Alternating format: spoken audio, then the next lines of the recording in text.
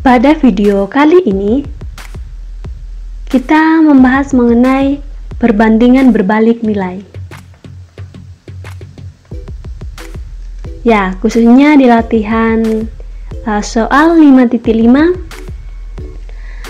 memahami dan menyelesaikan masalah yang terkait dengan perbandingan berbalik nilai. Materi kelas 7 semester 2.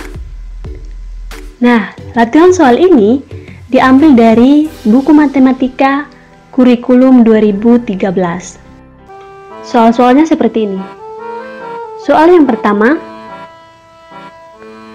tentukan apakah tiap tabel berikut menunjukkan perbandingan berbalik nilai. Jika iya, jelaskan. Nah, kita perhatikan di sini ada tersedia 4 tabel. Ada tabel A, B, C, dan D. Nah, kita langsung ke pembahasannya.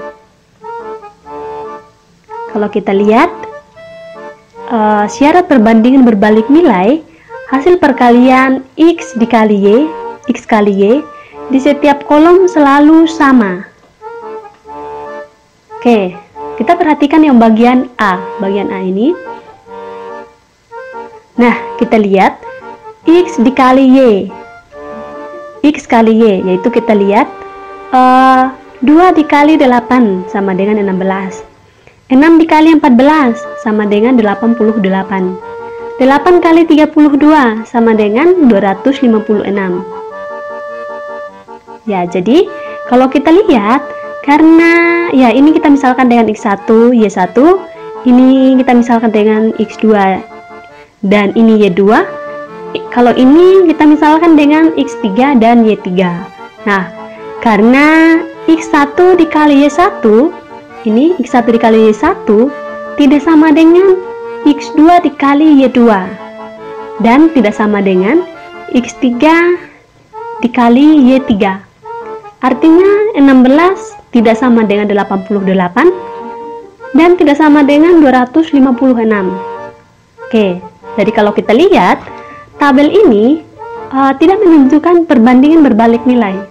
Mengapa? Ya, karena hasilnya tidak sama. Bagian B. Nah, sama halnya juga dengan bagian A tadi. Kita misalkan ini dengan X1, X2, X3, ini Y1, Y2, dan Y3. Nah, X1 dikali X2, 2 dikali 8 sama dengan 16. 3 dikali 8 sama dengan 3 dikali 6 sama dengan 18. Dan 1 dikali 16 sama dengan 16. Oke, kita lihat. Karena X1 dikali Y1 sama dengan X3 dikali Y3. Ya, ini 16 sama dengan 16. Tapi tidak sama dengan 18. Ya, ini X2 dikali Y2 sama dengan 18. 3 dikali 6. Nah, ya karena kalau kita lihat hasil dari ketiga ini tidak sama. Ya, maka ini bukan perbandingan berbalik nilai. Bagian C.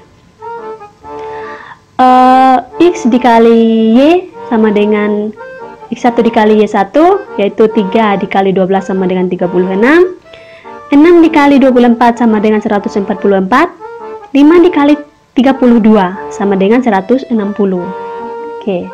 Nah, kalau kita lihat X1 dikali Y1 tidak sama dengan X2 dikali Y2, dan tidak sama dengan X3 dikali Y3.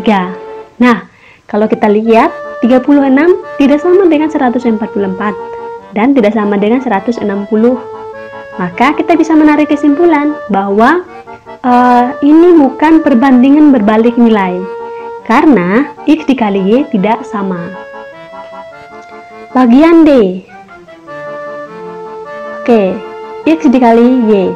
X1 dikali Y1 sama dengan 2 dikali 6 sama dengan 12. 1 dikali 12 sama dengan 12. Dan 4 kali 3 sama dengan 12. Nah, karena kita lihat X1 dikali Y1 sama dengan X2 dikali Y2 sama dengan X3 dikali Y3.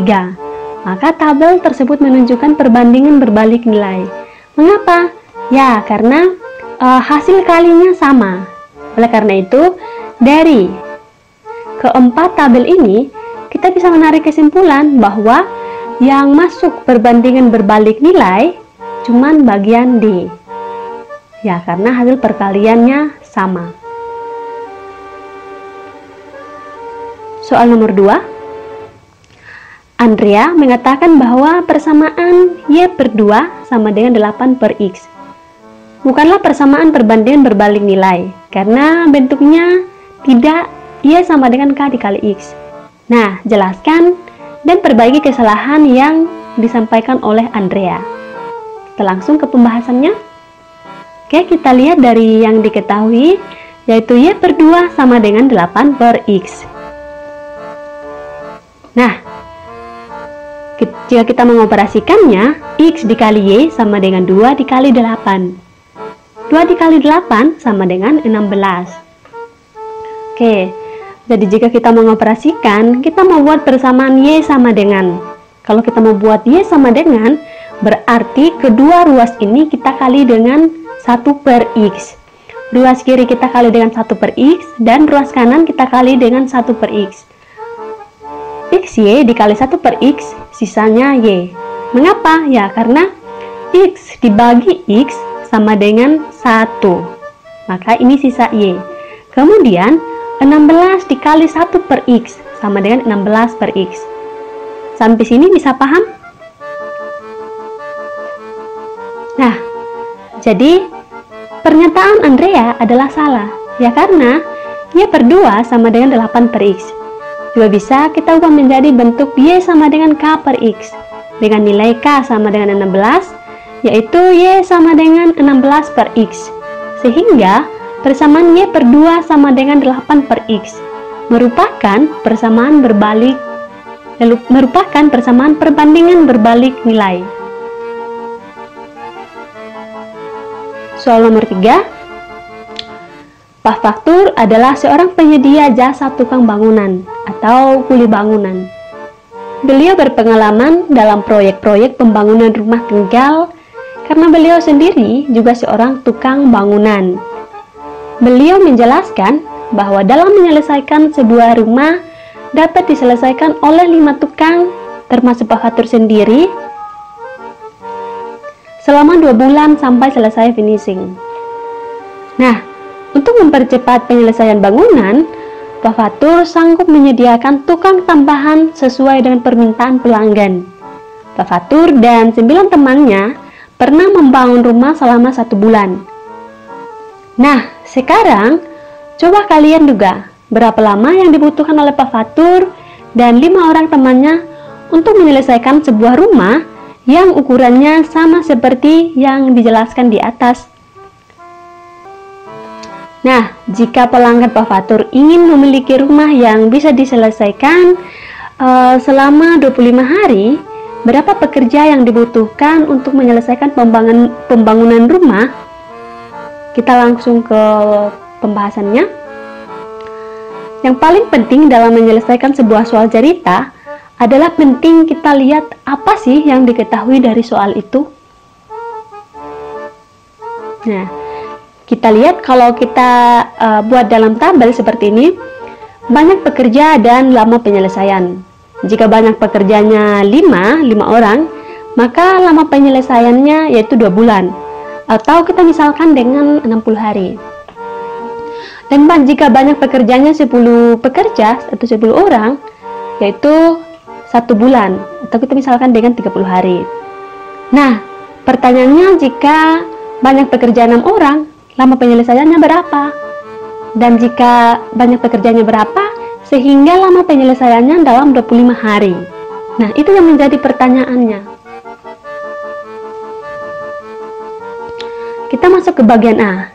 Kalau bagian A, kita selesaikan yaitu 10 per 6 sama dengan X per 30. Nah, jika kita mengoperasikannya, 10 dikali 30 sama dengan 6 dikali X. Oke, nah X sama dengan 300 per 6. Oke, ini kan 10 kali 30 sama dengan 300.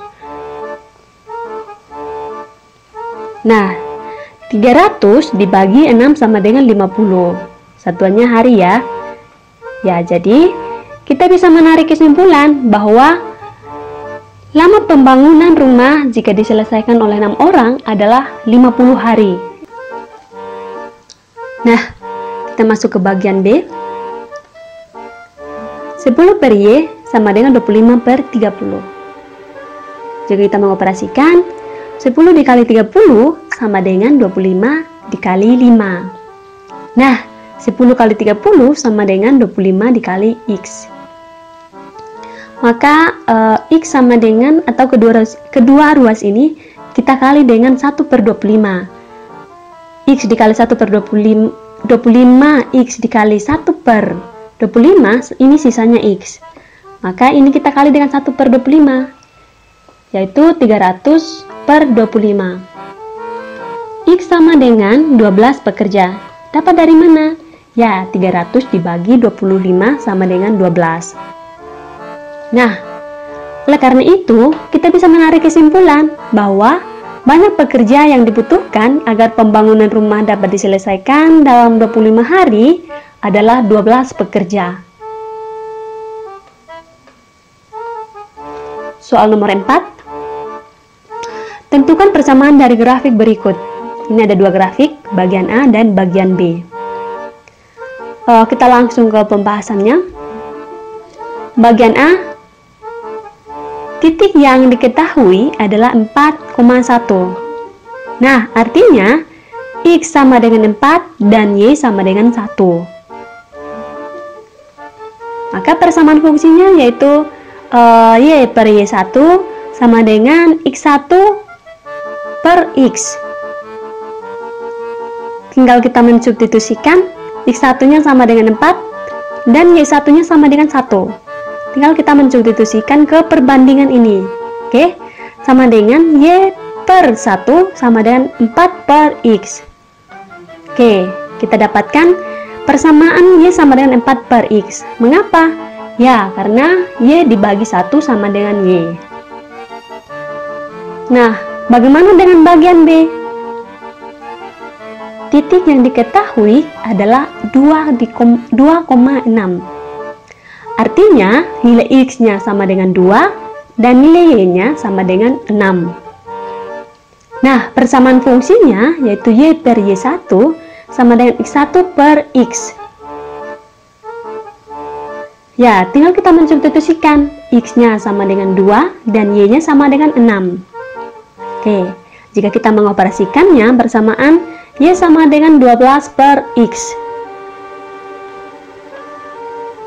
Pertanyaan nomor 5. Jarak kota P ke kota Q adalah 60 km.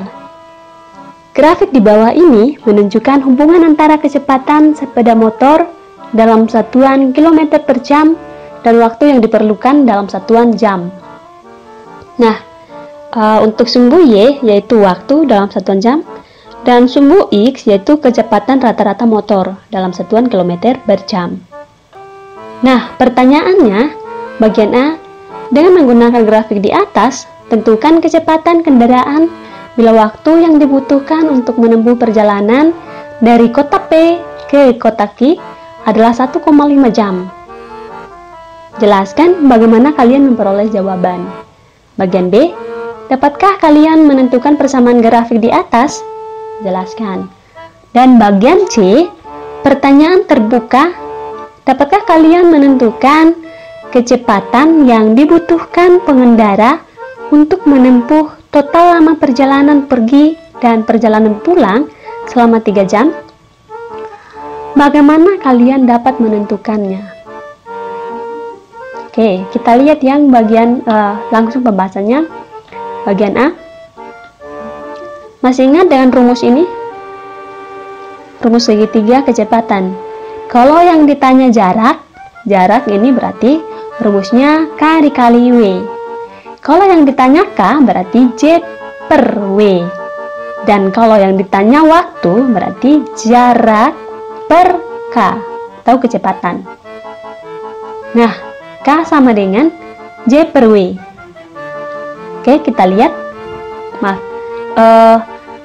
maaf ini sebenarnya K, atau V juga bisa dilambangkan dengan kecepatan, yaitu jaraknya 40 dan waktunya 1,5. Nah, jika kita mengoperasikannya, 40 bagi 1,5 yaitu 26,67 km per jam. Bagian B, persamaan dari grafik pada gambar yaitu S per S1 sama dengan T1 per T.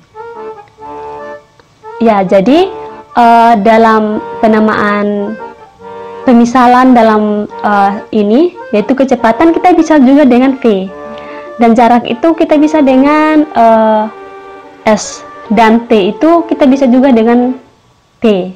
Itu waktunya kita bisa dengan T. Nah, kalau jarak sama dengan S. Nah, kalau S1 kita lihat dari soal itu 60. Dan T1 waktu yang bagian pertama itu 1. T-nya tetap. Nah, jika kita mengoperasikannya yaitu jarak, atau bisa juga S, bisa juga dengan J, yaitu sama dengan 60 per T, atau 60 per waktu, atau 60 per W. Nah, jika waktu 1,5 jam, maka J atau S ini sama dengan 60 per 1,65. 60 bagi 1,5 sama dengan 40, satuannya kilometer.